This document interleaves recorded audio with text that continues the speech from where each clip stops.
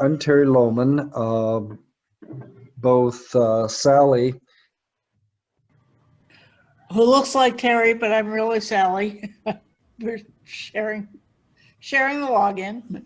we're both co-chairs for UU's for Just Economic Community. I find acronyms to be kind of annoying, so I try to say it out the whole thing whenever I can. A little recap of what UUJEC does. We have several curricula. The Green New Deal. We have one on public health and healthcare.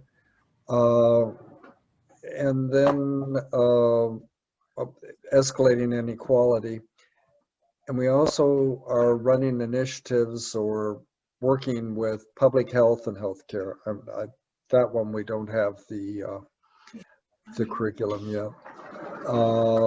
And pandemic disaster preparedness and preparedness and response initiatives. We're always recruiting. Right now we're looking for new board members to add to our board. We only have one person going off, but we have room for more. And if you don't want that responsibility, we take volunteers for our task forces. And again, the task forces are healthcare and the Green New Deal. There must be one more. Escalating inequality, which is really the Poor People's Campaign. We're dedicating ourselves to that. We always welcome donations. I don't know how you're going to donate from here. I tried to get Zoom to see if they didn't have a way we could have a button, but they don't have a way to do that yet. So if you want to do that, you need to go to a website. In the chat, or can you tell me what it is and I'll put it in the chat? Okay. For connecting. So to repeat that, for further information, put your email and contact information in the chat and we'll get back with you. I'm supposed to announce that everyone's going to be on mute. And then we'll turn this over to Earl. You ready? I'm ready. And would you please put up the slide share?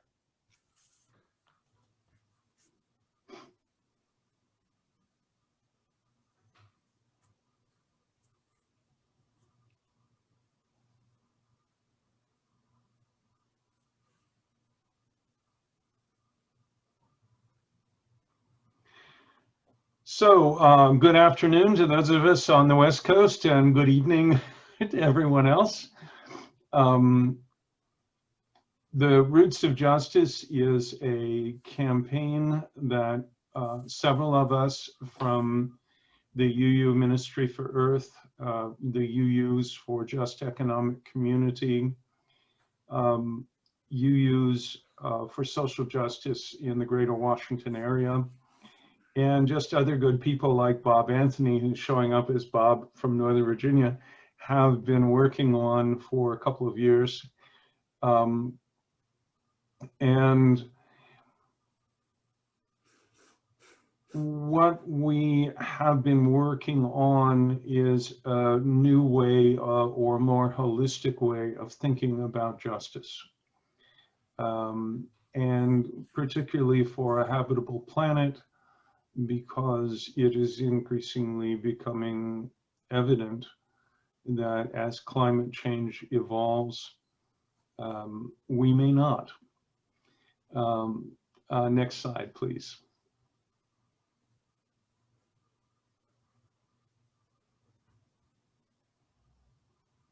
So the metaphor we've been using to help us think about this is the tree of justice. And next slide, please.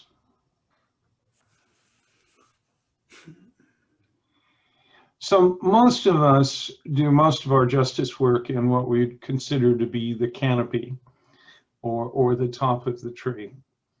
And we're talking about if For example,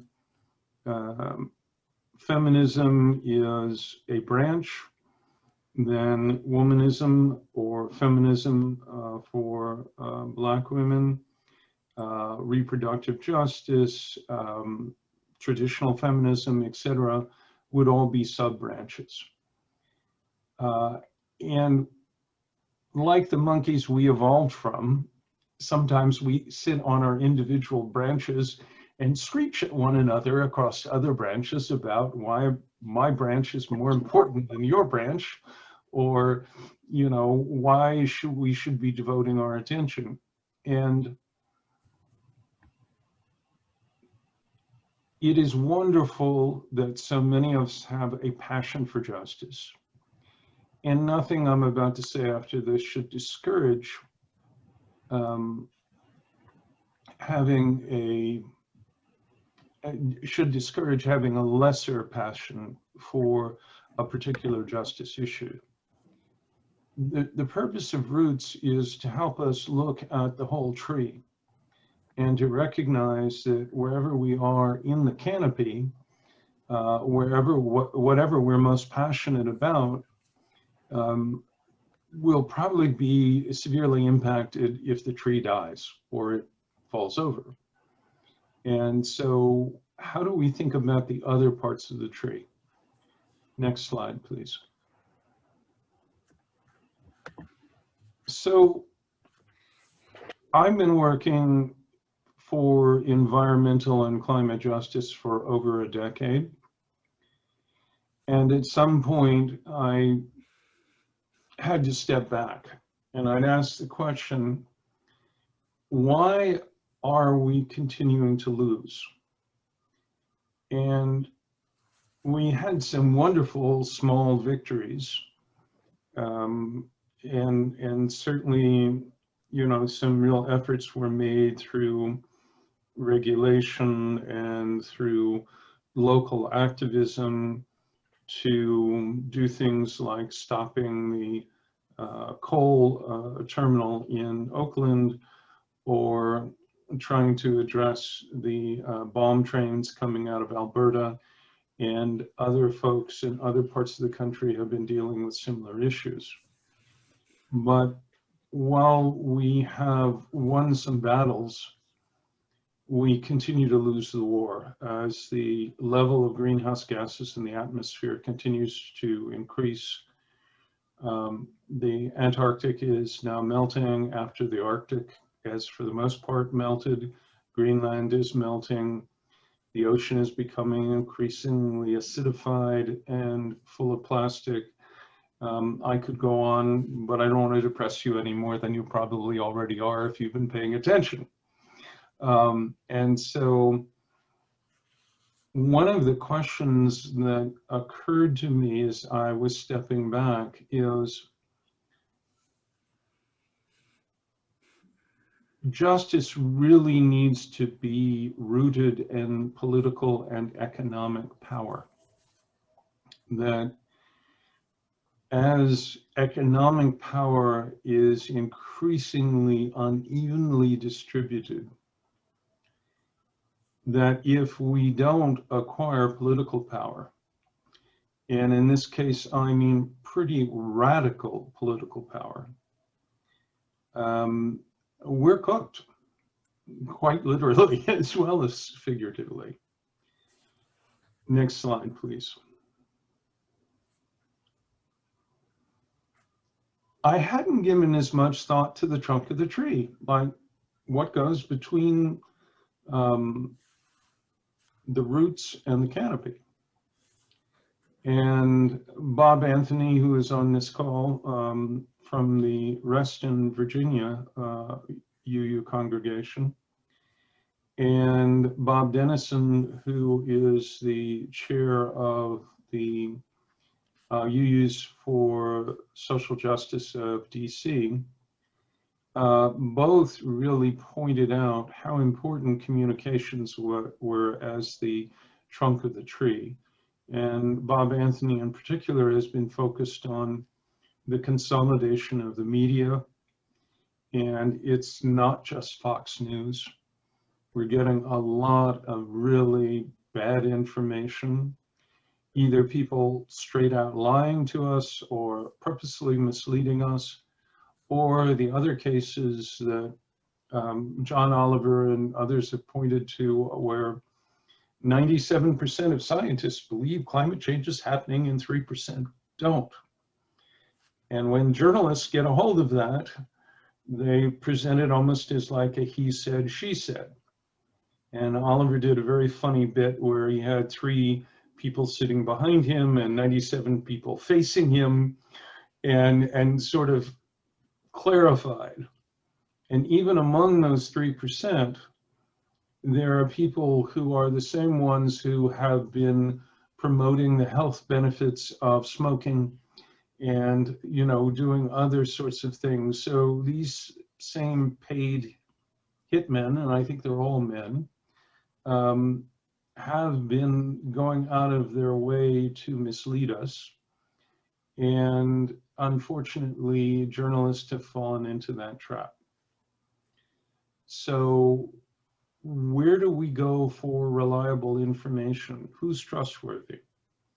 And one of the people I highly recommend is David Wallace Wells, who writes for the New York magazine. You can check out some of his articles, but if you also want to see all the stuff linked together, he wrote a book called The Uninhabitable Earth. And the futures are as dire as some apocalyptic science fiction, which is now called cli-fi, for climate science fiction.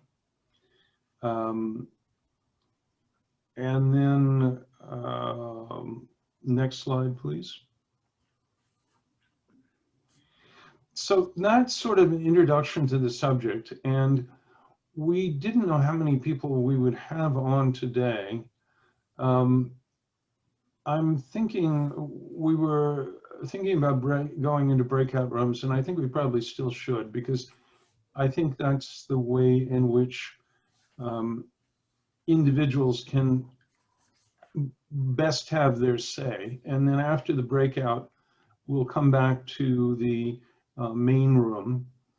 And the breakout rooms will be asking, and I'll put these questions in the chat, but the questions for the breakouts are, what did you hear? What do you think? What more do you want to know? And how can you incorporate what you've just been hearing into your own activism, your own struggle for justice, either locally, statewide, or nationally, or even internationally? And you'll have 30 minutes in the breakout room so that everybody will get a good chance to speak.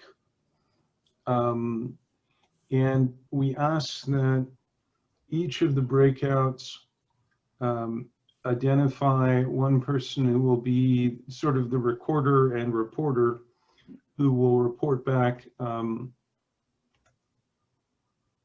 the discussions from the breakouts to the main room when we return. Are there any questions about the process right now?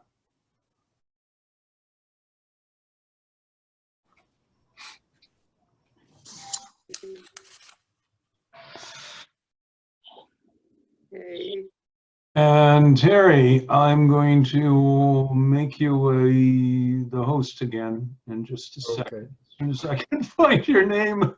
There we go.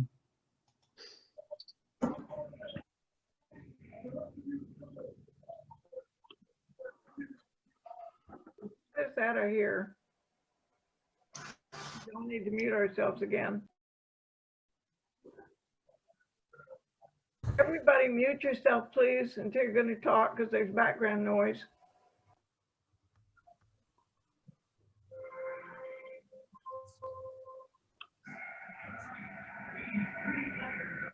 Sally, I think the background noise Yeah. is coming from you. I don't think so, but okay.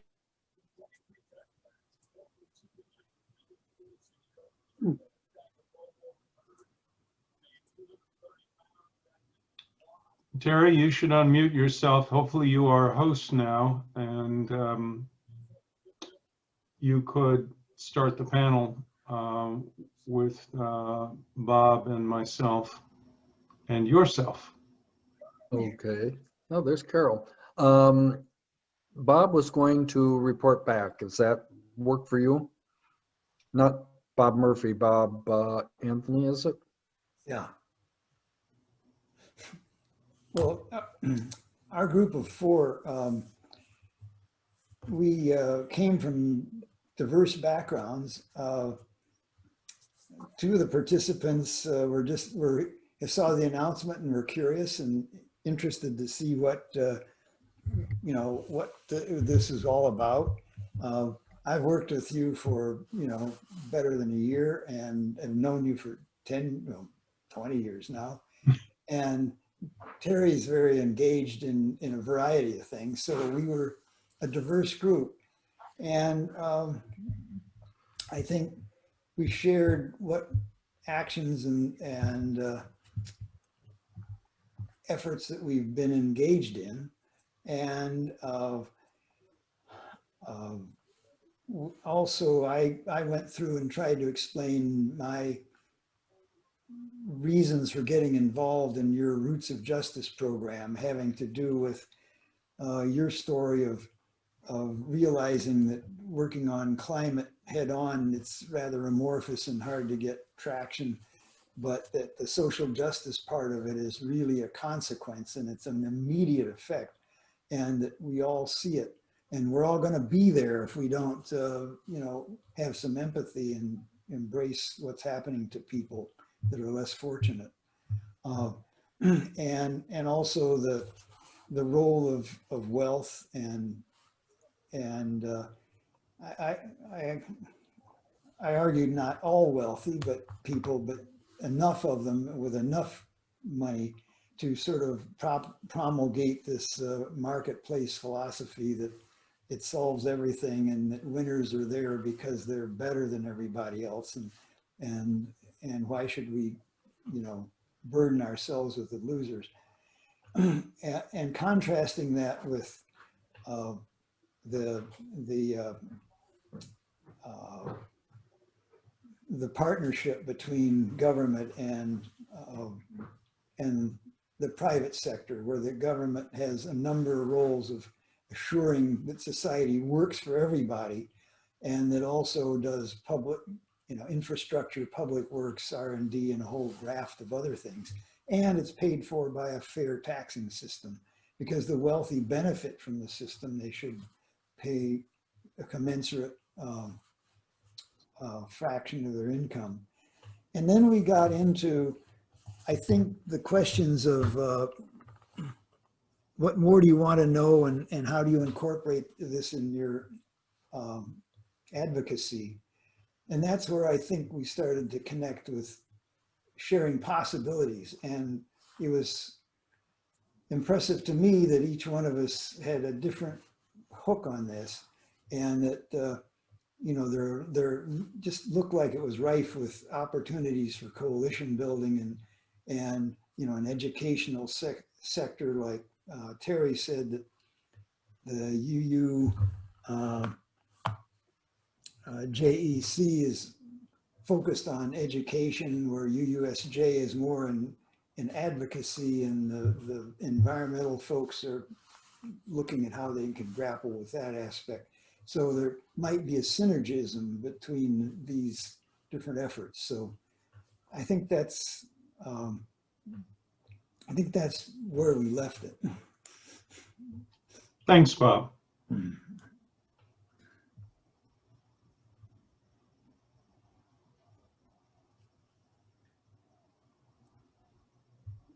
Terry, you're still muted.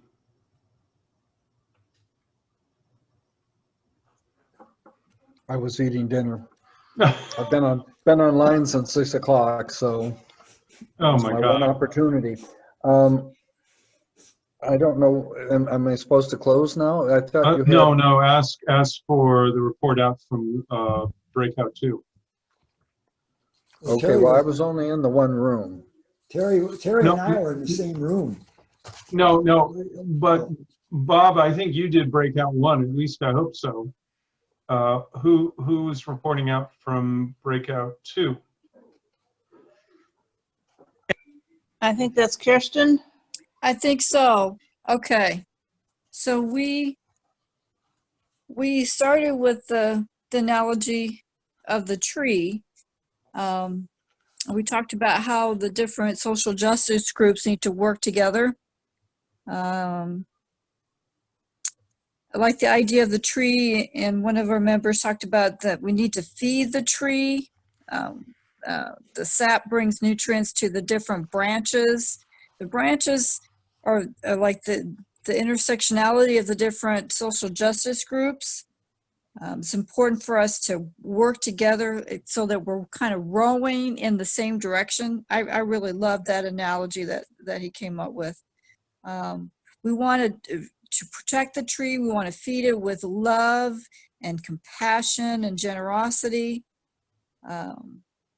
When we are doing our social justice work, we talked about how we don't want to, come out there and say we want to help you, but rather we want to amplify the marginalized voices. And let's see, we talked about that. Yeah, we do want to work together, but it is okay to focus on one issue, because we may that's where our expertise may lie, is with one particular issue, and that's okay. And anybody else in the room that if I missed anything, if you can feel free to chime in. Well, I was in room 2 when there was some discussion about extending the metaphor to not just the tree, but the water and the land and the air, which need to not be poisonous if the tree is going to survive. And so I think I didn't want to do that in the introduction, but it's absolutely true that those of us who have been working for environmental justice spend a lot of time dealing with Superfund sites and brownfields and other places where the land is poisoned. We deal with places where like refinery towns, where the air is poisoned. We deal with places like Flint and others where the water is poisoned.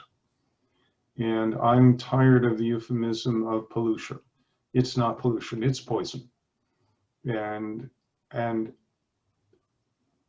while we do not discourage people's passions, we do ask them to recognize that when they feed their passion, they frequently are on a branch or a sub-branch or a twig or even a leaf, which is part of a larger structure, and that their work for justice needs to be done in the context of a deteriorating biosphere. And my experience is working with overburdened and underserved communities, that the leaders of those communities get that. They really are thinking more and more, not only about how bad things are today, but how much worse they're going to be 10 years from now.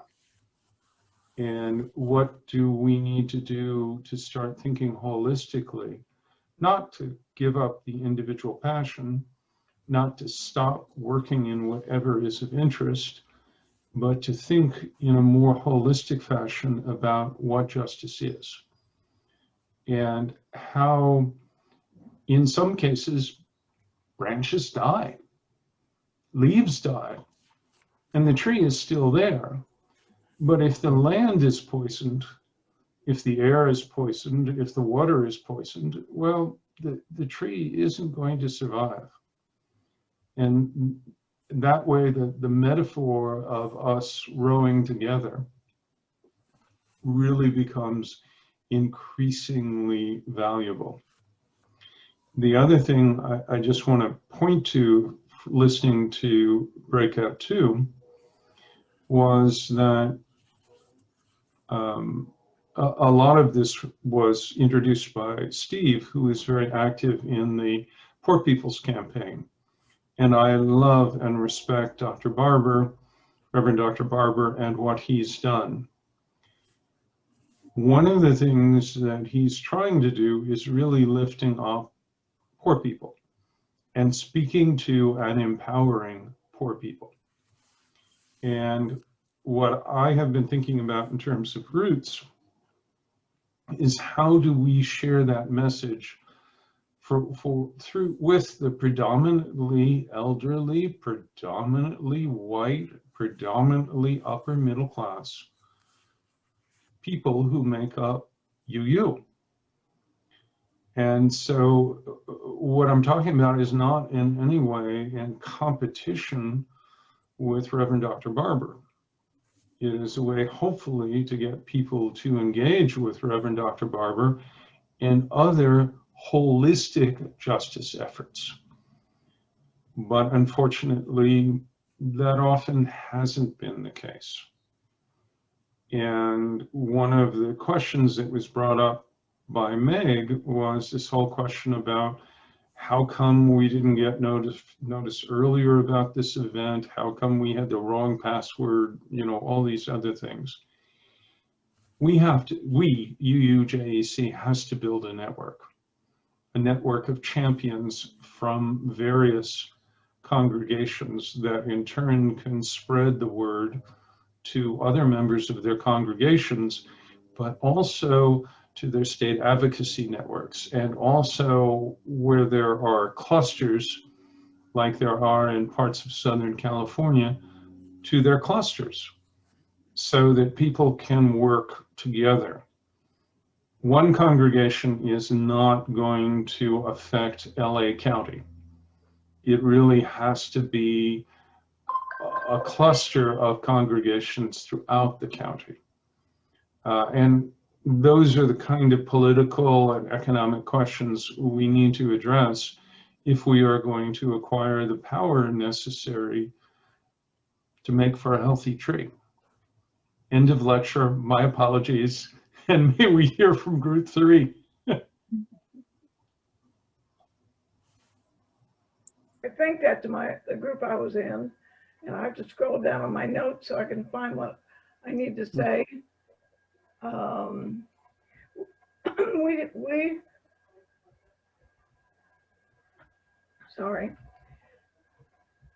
We talked about the first question about what we hear,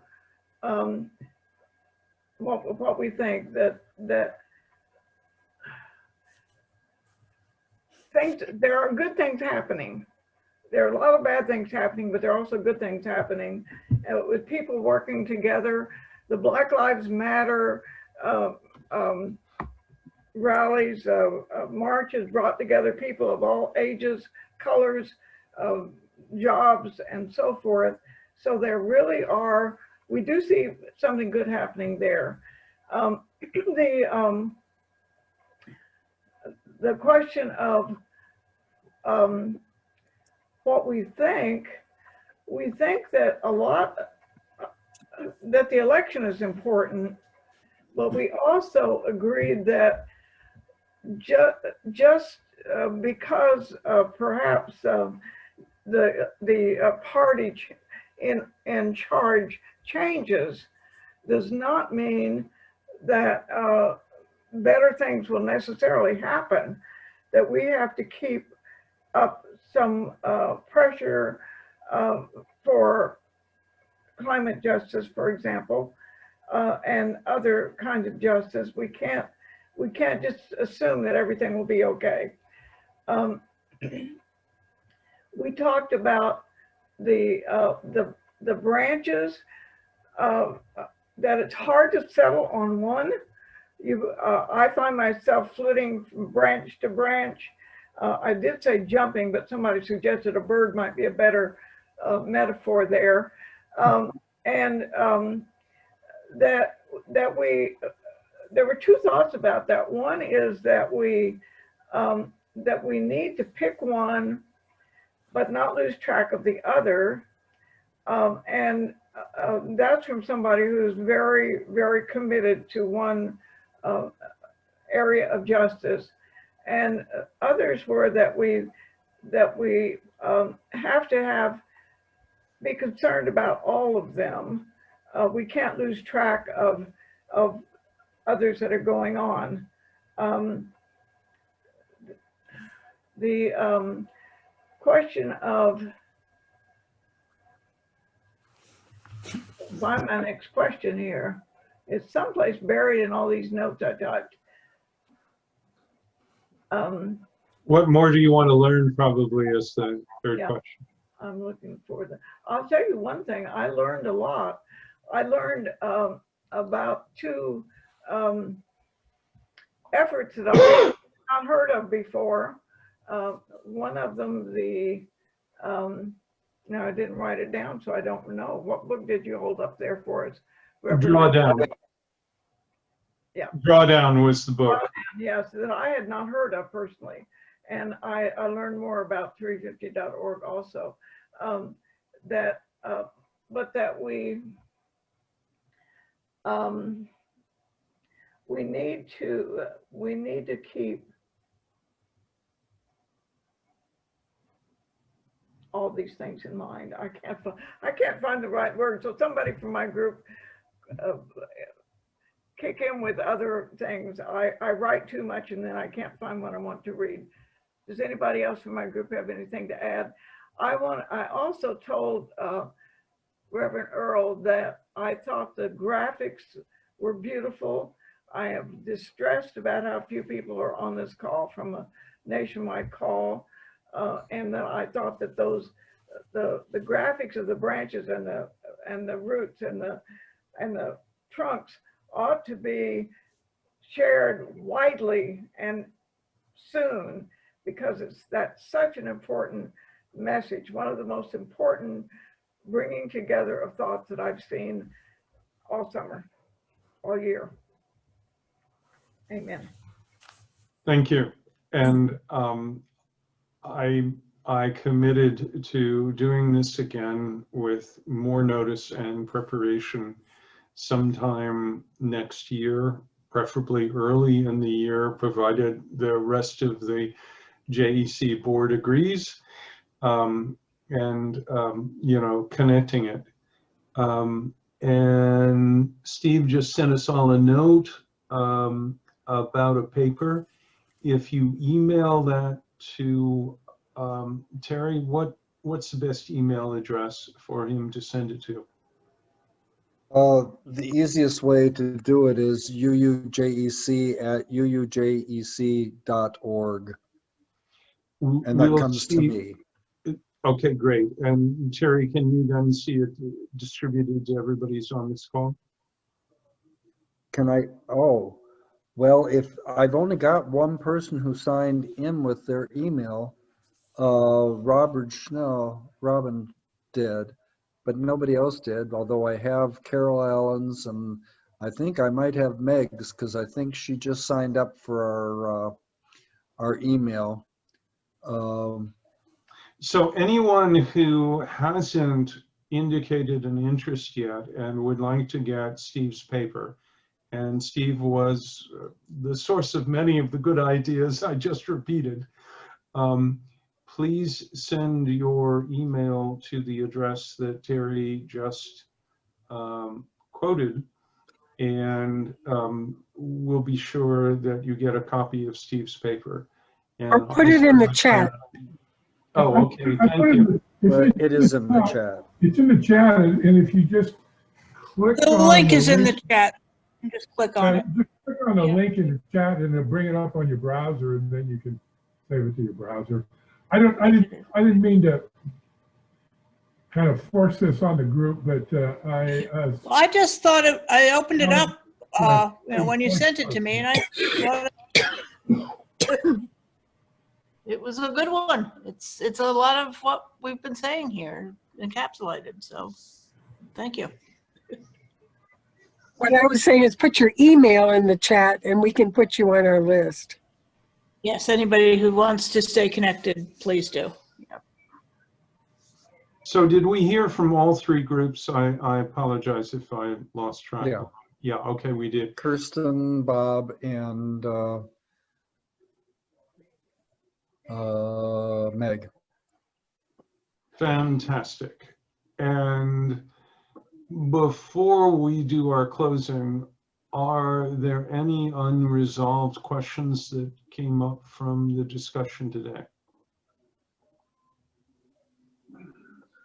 I did have the one thing that I read today that I shared with my group, and they framed the government problem as that we have a dictatorship of the wealthy. And I thought that was a really good frame to explain why it's a problem. They're telling us what we have to do, and we have to do their dance because they're the ones that are paying the bills. Well, actually, we're paying the bills. They're taking the money. Right. There are actually two terms for what we're going through. One is called kleptocracy, which is where the rich steal from everyone else. But there's also another word, and I'm not a speller, but it's something like aristocracy, which is governance by the most evil. And that's what we're experiencing right now, which is why reclaiming governance, which is, of course, part of the UU the Vote campaign and also the Defending Our Democracy campaign that UUSJ is working, are critical, but we can't quit with the vote. We need to follow it up with advocacy and obligations. Here we go. Thank you, Julie. I'm glad someone in this group can spell. It ain't me for sure. Anyway, if there's nothing further, Bob is going to do the closing. Wait, Lucy has something. The question about what we don't know yet for me is what congregations are doing, and UUJEC would be very happy to hear stories of what you are doing, especially climate and healthcare, I think of. So if you send them to us at our email, we would find ways to keep that in the public eye and our own eye. So it's just hard for us to find all the stories, and I know a lot is going on in individual congregations. So we'd love to hear from you. Thank you, Lucy. And we're also in the process of working on a forum, which is very much like a bulletin board where anyone who joins it can post, and it's not yet ready for prime time, but we're getting there. And that will allow for much more member participation than we've had in the past. With that, Bob, would you please do our closing? Yes. Just as Martin Luther King Jr. called on the words of the ancient prophet Amos, we ask that justice roll down like waters and righteousness like a mighty stream. Spirit of life, spark human action to prevent human injustice. Bless us and our efforts to do your work of peacemaking and justice. Strengthen us to be instruments of love, peace, and justice. Amen. Thank you all for participating this afternoon or this evening. Thank you. Bye.